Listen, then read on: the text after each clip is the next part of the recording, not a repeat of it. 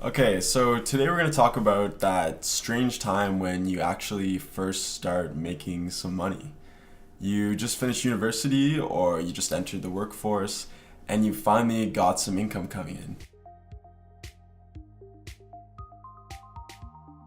What most recent grads want to do is they want to pay down student loans as quickly as possible. And it's always a good idea to pay down loans, but in this case, it actually might not be in your best interest to pay it down as soon as you can. So let's consider both sides of it. An argument for paying it down as soon as possible. There's the peace of mind to just have less debt. A lot of people don't like the idea of owing money, and that's fine, there's nothing wrong with that. It's also a very easy goal to work towards.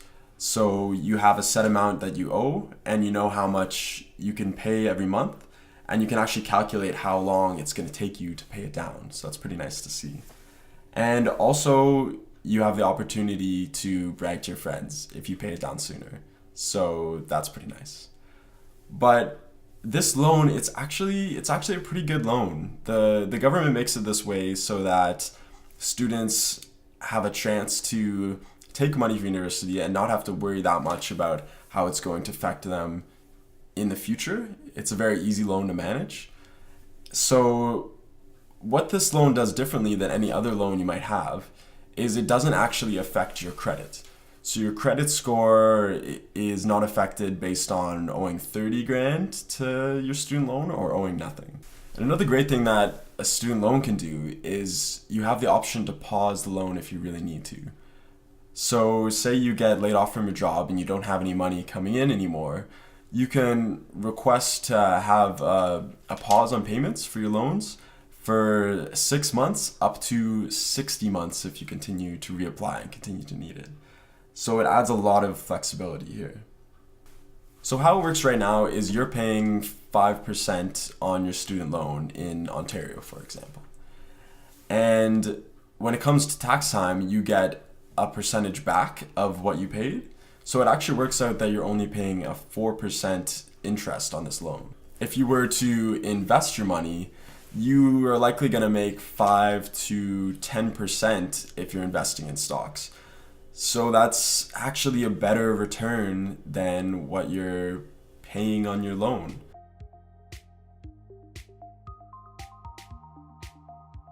So your money can actually do better being invested than being used to aggressively pay down your loan.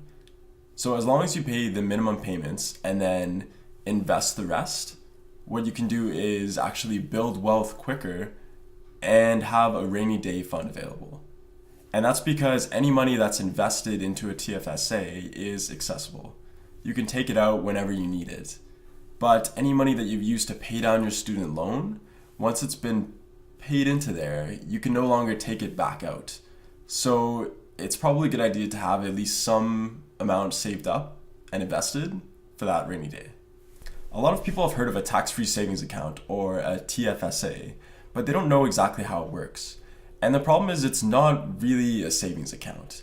What it's usually used for is to actually hold investments. So you can put money in there and invest that money, and then any interest, any dividends, any income made from it, you aren't taxed on it. So you get to keep every part of what you made. So how do you open a TFSA? The two most common ways are through your bank, which you can do online, or you can go into the branch and do it there. The other way, which is becoming really popular nowadays, are what's called robo-advisors. So the bank versus these companies essentially offer the same service, but there is some differences. One big difference is that the bank will offer you personal service. You'll actually be able to talk to someone and ask questions to them. While the robo-advisors are all online, they're robo because there's no real people that you're connecting with. However, the non-human element is part of what makes these companies work. The websites are designed in a way that are very easy to use so that you don't actually need anyone's help to be able to set these up. The other big difference comes down to fees. If you invest with your bank, they're likely to charge 1 to 2%, while the robo-advisors generally charge only about 0.5%. And the percentage is based on all of the money that you've invested. So what that means is if you've made 6% in the year, and your investment advisor is charging 2%, you only get to keep 4% of it overall.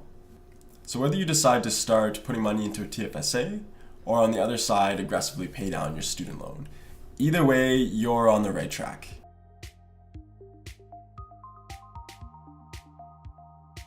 The most important thing here is to not just leave money in a savings account.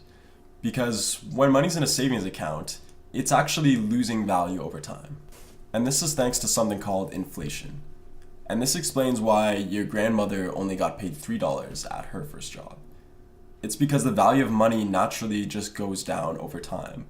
So if you have money growing in a savings account at only 1% or less, which is often what they give, it's actually growing at less of a rate than inflation. So your money is going to be worth less if you just leave it in there. All right, well, thanks for listening. I'm Harrison White from Virtual Accountant, and stay tuned for future videos. Thanks.